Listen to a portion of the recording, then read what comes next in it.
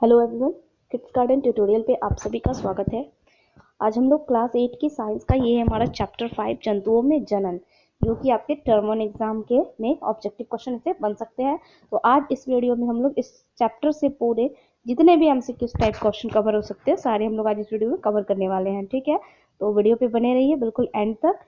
और चलिए शुरू करते हैं। और शुरू करने से पहले अगर आप हमारे चैनल पर नए हैं तो प्लीज़ चैनल को सब्सक्राइब कर दीजिए एंड बेल आइकन प्रेस कर दीजिए ताकि जब भी वीडियोस अपलोड हो तो आपको नोटिफिकेशन मिलती रहे। चलिए अब शुरू करते हैं। देखिए, सबसे पहला क्वेश्चन है हमारा कि एक जैसे जीवों की पीढ़ी दर पीढ़ी निरंतरता बनाए रखना क्या कहलाता है? तो ये कहलाता है जनन। ठीक है, एक जैसे जीवों की पीढ़ी दर पीढ़ी निरंतरता बनाए रखना ही जनन कहलाता है। ठीक है, चलिए आते हैं नेक्स्ट क्वेश्चन पे। नेक्स्ट क्वेश्चन है हमारा कि जंतु के दो प्रकार कौन से हैं? जंतु के दो प्रकार कौन से हैं? तो ये है एक जरायुज और एक होता है अंडप्रजक। ठीक है, जंतु के दो प्रकार है, एक जरायुज और दूसरा अंडप्रजक। ठीक है, चलिए आते हैं अगले क्वेश्चन पे। अगला क्वेश्चन है हमारा कि जो जीव बच्चे देते हैं क्या कहलाते हैं? ठीक है, तो ये कहलाते हैं जरायुज। जो जीव बच्चे देते हैं वो जरायुज कहलाते हैं। ठीक है, चलिए आते हैं फोर्थ नंबर क्वेश्चन में कि जो जीव शिशु को जन्म न देकर अंडे देते हैं, यानी जो जीव शिशु को जन्म नहीं देते वो अंडे देते हैं, वैसे जीव को क्या कहते हैं? तो वे अंडप्रजक कहलाते हैं। ठीक है, तो यही है जीवों के दो प्रकार, यानी जो अंडे देते हैं वो अंडप्रजक कहलाएंगे और जो शिशु को जन्म देते हैं वो जरायुज कहलाएंगे। ठीक है, आप इसमें कंफ्यूज नहीं होंगे।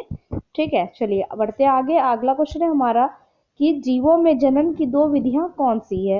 यानी जीवों में जनन की जो दो विधि है वो कौन सी है, क्या है उनके नाम? तो पहला है लैंगिक और दूसरा है अलैंगिक जनन। ठीक है, एक लैंगिक जनन और दूसरा अलैंगिक जनन। ठीक है, चलिए आते हैं अगले क्वेश्चन पे। अगला क्वेश्चन है हमारा क्वेश्चन नंबर 6।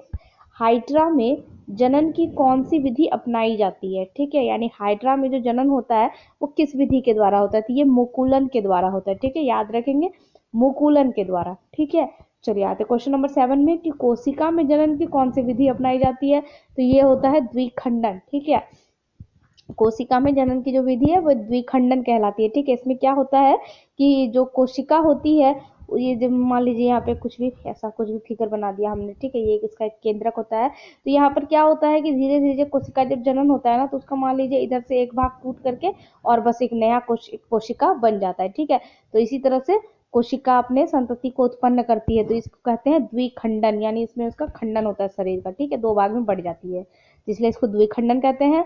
और मुकुलन, हाइड्रा में क्या होता है कि मुकुलन होता है। ठीक है, और आप एक चीज और याद रखेंगे यहाँ पे कि ये जो मुकुलन और द्विखंडन जो ये दोनों प्रोसेस है ये अलैंगिक जनन है। ठीक है, याद रखेंगे आप, ये दोनों जो है ये अलैंगिक जनन है। ठीक है, मुकुलन और द्विखंडन। ठीक है, चलिए आते हैं अगले क्वेश्चन पे। अगला क्वेश्चन हमारा क्वेश्चन नंबर 8 कि सबसे बड़ा अंडा किसका होता है?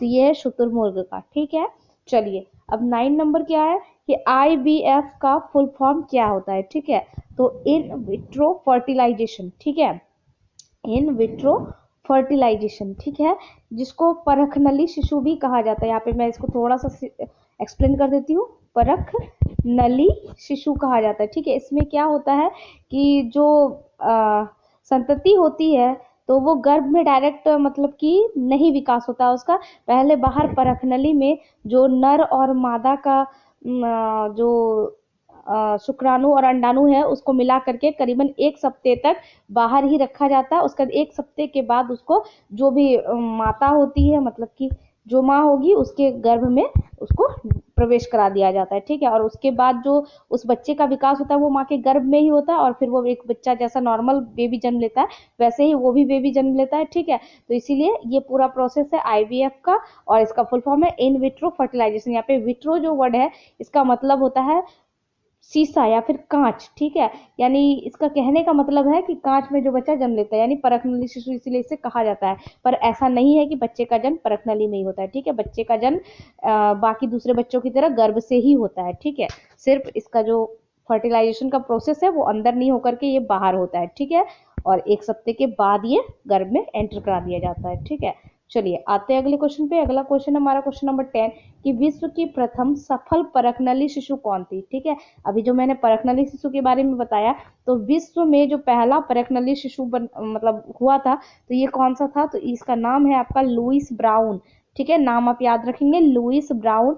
और इस बच्चे का जो जन्म हुआ है ये हुआ है आपका 1978 में इसका जन्म हुआ है। ठीक है, ये पहला पूरे विश्व में पहला परखनली शिशु था। लुइस ब्राउन नाम है इसका और इसका जन्म हुआ था 1978 में। ठीक है, चलिए आते हैं अगले क्वेश्चन पे। अगला क्वेश्चन है हमारा क्वेश्चन नंबर 11 कि भारत की प्रथम परखनली शिशु कौन है। ठीक है, ये विश्व का था, अभी ये भारत की है। ठीक है, तो ये है दुर्गा, नाम याद रखेंगे। भारत की प्रथम परखनली शिशु दुर्गा है और इसका जन्म जो है लुइस ब्राउन के जन्म के 67 दिन बाद हुआ है। ठीक है, लुइस ब्राउन के जन्म के 67 दिन के बाद हुआ है दुर्गा का जन्म, जो कि भारत की पहली परखनली शिशु है। ठीक है, चलिए आते हैं अगले क्वेश्चन पे। क्वेश्चन नंबर 12 है हमारा कि मुर्गी के अंडे को चूजा बनने में कितना समय लगता है। तो ये पूरे 3 सप्ताह का समय लगता है। ठीक है, चलिए आते हैं अगले क्वेश्चन पे। क्वेश्चन नंबर 13 हमारा कि सर्वप्रथम भेड़ का क्लोन कब और किसने बनाया था। ठीक है, भेड़ का जो क्लोन बनाया गया था तो वो सबसे पहले किसने बनाया था और कब बनाया था। तो इसका नाम है इयान विल्मट। ठीक है, नाम याद रखेंगे, इयान विल्मट ने सबसे पहले भेड़ का क्लोन बनाया था। और कब बनाया था, तो 5 जुलाई 1996। ठीक है, 1996 डेट आप याद रखेंगे, 5 जुलाई 1996। ठीक है, चलिए आते हैं अगले क्वेश्चन पे कि सर्वप्रथम भेड़ का जो क्लोन बनाया गया उसका नाम क्या था। ठीक है, तो सबसे पहला जो भेड़ का क्लोन बनाया गया था उसका नाम था डॉली, नाम आप याद रखेंगे। चलिए आते हैं अगले क्वेश्चन पे। 15 नंबर, रेशम के कीट और मेंढक के जीवन चक्र में शिशु से वयस्क होने की प्रक्रिया क्या कहलाती है। तो ये कहलाती है कायांतरण। ठीक है, रेशम के कीट और मेंढक में इसमें क्या होता है कि शिशु से वयस्क होने की जो पूरी प्रक्रिया है ये कायांतरण कहलाती है। और इसमें क्या होता है कि शिशु जब छोटा होता है तो वो काफी डिफरेंट होता है और बड़े हो जाने के बाद वो काफी डिफरेंट हो जाता है। ठीक है, इसीलिए इसको कहते हैं कायांतरण, यानी इसमें पूरे उनके काया यानी कि पूरे शरीर का ही परिवर्तन हो जाता है। ठीक है, चलिए आते हैं अगले क्वेश्चन पे। क्वेश्चन नंबर 16 है हमारा कि अंडाणु तथा शुक्राणु के संलयन को क्या कहते हैं। तो ये कहलाता है आपका निषेचन। ठीक है, चलिए आते हैं अगले क्वेश्चन पे। बाह्य निषेचन कहाँ होता है, मादा के शरीर के बाहर। बाह्य निषेचन या बाहर, बाह्य से ही पता चल रहा है कि बाहर है, यानी निषेचन जब मादा के शरीर के बाहर होगा। ठीक है, आते हैं अगले क्वेश्चन पे कि आंतरिक निषेचन कहाँ होता है। तो ये होता है मादा के शरीर के अंदर। ठीक है, नेक्स्ट क्वेश्चन है हमारा कि एक युग्मनज में पाए जाने वाले केंद्रकों की संख्या कितनी होती है। तो ये होती है आपकी एक। ठीक है, एक ही केंद्रक होगी। ठीक है, चलिए आते हैं अगले क्वेश्चन पे। नर और मादा युग्मक मिलकर क्या बनाते हैं। तो ये युग्मनज बनाते हैं। ठीक है, मुर्गी के अंडे के ऊपर क्यों बैठती है। अच्छा, मुर्गी अंडे के ऊपर क्यों बैठती है। ठीक है, आपने सुना होगा कि मुर्गी जो है अंडा सेती है और वो अपने अंडे के ऊपर बैठती है। तो ऐसा वो क्यों करती है, तो ये उष्मायन के लिए। ठीक है, यानी अपने जो अंडा है उसका उसको हीट देने के लिए वो ऐसा करती है। ठीक है, उसके ऊपर बैठती है। ठीक है, तो ये इस चैप्टर से रिलेटेड कुछ क्वेश्चन थे। आई होप कि वीडियो पसंद आया होगा, और पसंद आया होगा तो प्लीज़ वीडियो को लाइक कीजिए एंड ज़्यादा से ज़्यादा शेयर कीजिए। Thank you for watching.